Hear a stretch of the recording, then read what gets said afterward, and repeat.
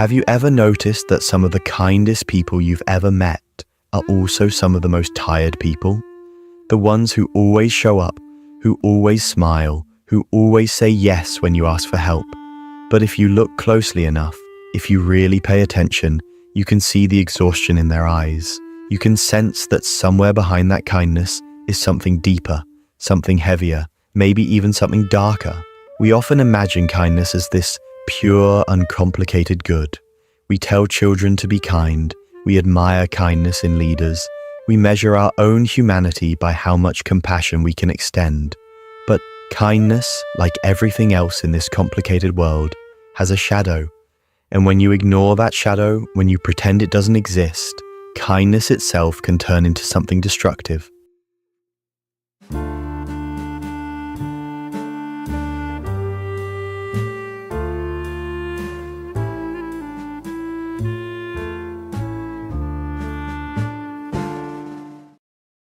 It starts small. A child learns that being kind, being agreeable, earns them love. When they put their own needs aside to make others comfortable, they are rewarded with smiles, praise, maybe even affection they didn't receive otherwise. Over time, this association buries itself deep inside their nervous system. Kindness becomes survival. And the older they get, the harder it becomes to separate who they are from what others expect them to be. They become the reliable one, the good person, the friend who never complains. But here's the truth. When kindness is forced, when it is driven by fear of rejection or a desperate need to be valued, it's no longer pure kindness. It becomes a mask. And masks, when worn too long, start to suffocate the person beneath them. Think about the people in your life who are endlessly kind. They'll listen to your problems for hours. They'll help you move. They'll lend money they don't have. They'll sacrifice their own rest just to make sure you're okay. At first, it feels admirable, even saintly. But if you've ever been that person, if you've lived that role, you know the truth. Behind every act of self-sacrifice is a quiet resentment, a voice that whispers, "What about me?" But that voice is often silenced, because kindness, especially chronic kindness, comes with an unspoken rule. You're not allowed to put yourself first. Psychologists have studied this phenomenon, and it has a name: compassion fatigue. It describes what happens when someone gives so much of their empathy, so much of their care, that they eventually run dry. Healthcare workers experience it, teachers experience it, even parents experience it. But it's not only about professions. Everyday people, those who identify as kind souls, are at risk too. Studies show that people who consistently prioritize others over themselves report higher levels of anxiety, depression, and even physical health problems compared to those who maintain balance. Kindness, when unchecked, becomes self-erasure. And that's the dark side. Kindness without boundaries is not kindness at all. It becomes a subtle form of self-destruction. It's like watering every plant in the garden except your own roots. Eventually, the gardener collapses and the entire garden withers with them. But here's the more unsettling part. Sometimes kindness itself becomes a weapon. And I don't mean in the obvious way, like someone pretending to be nice to manipulate others. I mean the quieter, more unconscious way. When you are known as the kind one, people start to expect it. They rely on it. They shape their behavior around it. And without even realizing it, your kindness teaches others that your needs are secondary, that your feelings are negotiable. Over time, people stop even asking what you want, because they assume you'll always adjust to them. The kind person ends up training the world to overlook them. This creates a paradox. The kinder you are, the more invisible you become. And invisibility is not peace. It's loneliness dressed up in politeness. Now, none of this means that kindness is bad. Far from it.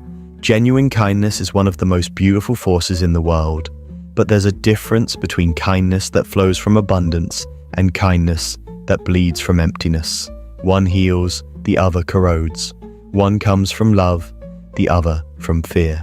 Let's look at some facts. In a study published in the Journal of Personality and Social Psychology, researchers found that people who struggle to say no, often those who identify as kind and agreeable, are significantly more likely to experience burnout. Another study out of the University of Berkeley showed that altruistic behavior increases well-being, but only when it is voluntary and authentic. When kindness is performed out of guilt, obligation, or fear of disappointing others, it has the opposite effect, actually lowering happiness and increasing stress. And yet, so many of us get trapped in this cycle. We don't want to disappoint anyone, so we keep saying yes. We don't want to be perceived as selfish, so we keep giving. We don't want to lose love, so we keep sacrificing. But the cost of this endless kindness is enormous. Slowly, you begin to lose sight of yourself. You don't even know what you want anymore, because your entire identity has been built around serving others. You become a stranger in your own skin. And here's where the monster within comes in, because when you suppress your needs, when you deny your anger, when you bury your boundaries in the name of kindness, those emotions don't disappear. They collect in the shadows, they ferment, and eventually they come out in ways you can't control. Maybe it's snapping at someone you love for something small. Maybe it's passive-aggressive comments, resentment that leaks out in subtle ways. Or maybe it's even darker, years of repressed feelings exploding all at once, leaving you shocked at the person you've become. We like to imagine that kindness protects us from darkness, but in reality, kindness without honesty creates the perfect breeding ground for it. Because every time you say yes when you mean no, every time you smile when you want to cry, every time you hold back your truth to make someone else comfortable, you are not being kind. You are abandoning yourself, and abandonment always has consequences. Now let's be real. Why do we do this? Why do kind people struggle so much with boundaries? The answer lies in our culture. From a young age, many of us are conditioned to believe that kindness equals worthiness, that being agreeable is safer than being authentic, that love is earned by what we give, not by who we are. Children who grow up in environments where love is conditional, where affection depends on performance, obedience, or self-sacrifice, often carry this belief into adulthood. They become adults who confuse people-pleasing with kindness. But true kindness does not erase the self. True kindness includes the self. If your kindness is costing you your mental health, your joy, your energy, then it's not kindness anymore. It's self-neglect dressed as virtue. And this is where the education comes in. Neuroscience tells us that the brain has something called the mirror neuron system. It's what allows us to feel empathy. When you see someone in pain, your brain lights up as if you are in pain too. That's why kindness feels so natural to us as humans. We are wired to connect.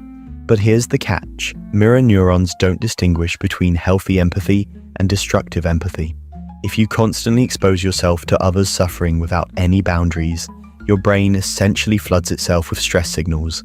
Over time, this leads to chronic stress responses, immune system issues, and emotional exhaustion. In other words, your brain is not built for endless, boundaryless kindness. It's built for balanced connection. So, the dark side of kindness is not that kindness itself is bad. It's that kindness can be twisted by fear, by conditioning, by culture, by our own unhealed wounds, into something that looks noble on the surface but slowly eats us alive inside. And when that happens, the very thing we thought was our greatest strength becomes the very thing that breaks us. Now let's pause and reflect here.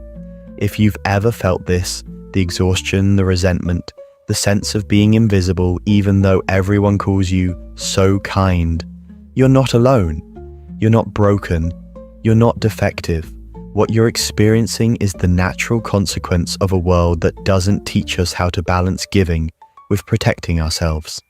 It's the monster within, not because you're bad, but because unexpressed truths eventually demand to be seen.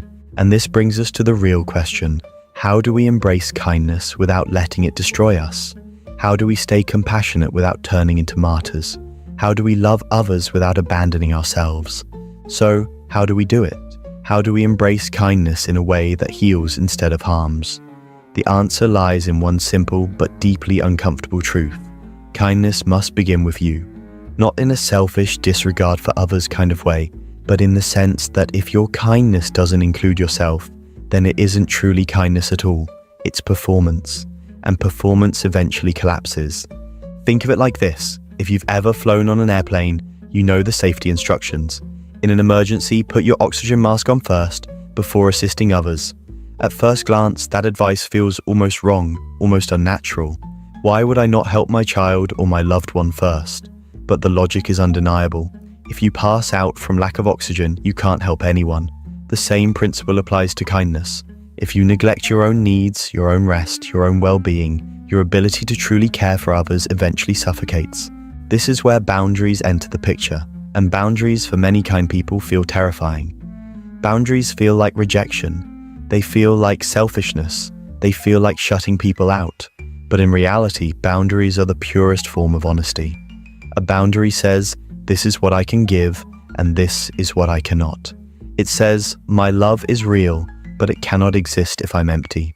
It says, I care enough to show you my limits, because without them, my care will rot into resentment. Psychologists describe boundaries as the invisible lines that define where you end and where another person begins. Without those lines, relationships blur into dependency, manipulation, or silent suffering. With them, relationships become clear, mutual, and grounded in respect. In fact, research shows that people who set healthy boundaries often experience deeper, more meaningful relationships, because their kindness comes from choice, not compulsion. And here's another fact. People who respect their own boundaries are actually seen as more trustworthy. Why? Because when they say yes, you know they mean it. Their kindness isn't forced, it's authentic, and authenticity is magnetic. But here's the challenge. Setting boundaries isn't just about saying no to others, it's about saying yes to yourself. And that can feel uncomfortable if you've spent your whole life equating worth with selflessness. It can feel like you're betraying the very identity that people admire you for. You might even lose relationships in the process. Some people won't like it when you stop overextending yourself. Some will push back, accuse you of changing, maybe even withdraw from you. And that's painful, but it's also necessary. Because relationships built on the expectation of endless giving were never truly balanced in the first place. Now let's dig a little deeper into the psychology. There's a concept known as pathological altruism. It describes what happens when the desire to help actually causes harm, either to the giver or the receiver. For example, when someone sacrifices their health to care for others, or when constant rescuing prevents the other person from ever learning independence. Pathological altruism looks like kindness, but it creates dependency, guilt, and exhaustion. It is, quite literally, kindness gone wrong. This ties into something even bigger. The cultural myth of the good person. Many societies idealize kindness as the highest virtue, but often in a way that subtly encourages self-erasure. Think about how often we hear phrases like, she's such a good girl, she never causes trouble, or he's such a nice guy, he always helps everyone. Hidden in those compliments is a dangerous assumption that goodness means never making demands, never saying no, never disrupting the peace. But real goodness is not about erasing yourself. It's about showing up as your full, authentic self and still choosing compassion. When kindness comes from authenticity, it liberates. When it comes from fear, it enslaves. So what can you do practically to shift from enslaved kindness to liberated kindness? Here are some strategies, not as quick fixes, but as lifelong practices. First, practice the pause. When someone asks something of you, don't immediately say yes. Take a breath. Give yourself space to check in with your own needs. Ask, do I have the energy for this? Do I want to do this? Is this request aligned with my values? Even a few seconds of reflection can save you from automatic people-pleasing. Second, learn the power of gentle no's. A no doesn't have to be harsh. It can be compassionate and kind. I care about you, but I can't take this on right now. Or, I'd love to help, but I don't have the capacity. The world won't fall apart if you say no. In fact, the more honest you are, the more people will respect your yes. Third, reframe your worth. Your value is not determined by how much you give away. Your value is intrinsic. You existed before anyone needed you, before you learned to perform kindness to survive. You are worthy of love, even when you say no, even when you rest, even when you take nothing on your shoulders. Fourth, tend to your own garden. Fill yourself with the things that nourish you, friendships that feed your soul, creative pursuits, moments of stillness. When you live from abundance rather than scarcity, kindness flows naturally. It's not forced, it's not depleting. It becomes a gift rather than a transaction. And fifth, Allow yourself to feel the harder emotions: anger, frustration, sadness. These are not enemies of kindness. They are signals. They tell you when your boundaries are being crossed, when your needs are being ignored. If you suppress them, they morph into the monster within. But if you acknowledge them, if you listen, they become guides that point you toward balance. Let's return to the metaphor of masks. For many people, kindness has become a lifelong mask. The smile you wear to cover the exhaustion, the yes you give to avoid conflict, the generosity you perform to prove your worth. But masks are heavy, and the longer you wear them, the harder it becomes to remember what your own face looks like. The real journey is not to throw away kindness, but to remove the mask and let kindness come from the real you. The you that can say yes and no with equal honesty. The you that is kind without disappearing. There is an old saying, if you want to know who you truly are, look at how you treat yourself when no one is watching. That's where authentic kindness begins. Not in the approval of others, not in the praise of being the nice one, but in the quiet choices you make for your own well-being. Do you rest when you're tired? Do you forgive yourself when you fail? Do you speak to yourself with compassion? If not, then your kindness to others is built on a fragile foundation. The irony is this: when you treat yourself with true kindness, your kindness toward others becomes more powerful, not less. Because it comes from overflow, not depletion. It inspires rather than exhausts.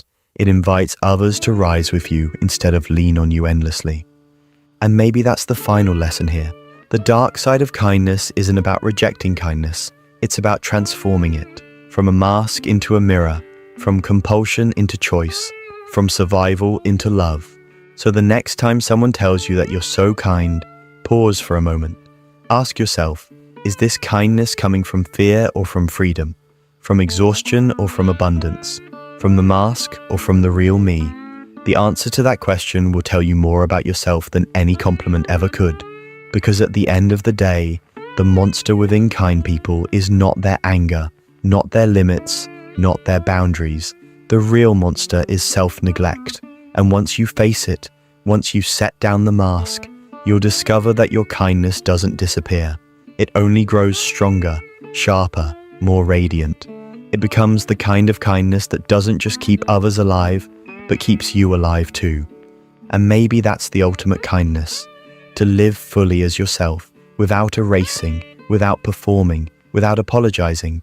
To show the world that compassion doesn't mean self-erasure, it means truth. That's the kind of kindness the world needs most. Not endless yeses, not silent suffering, but the courage to love without losing yourself.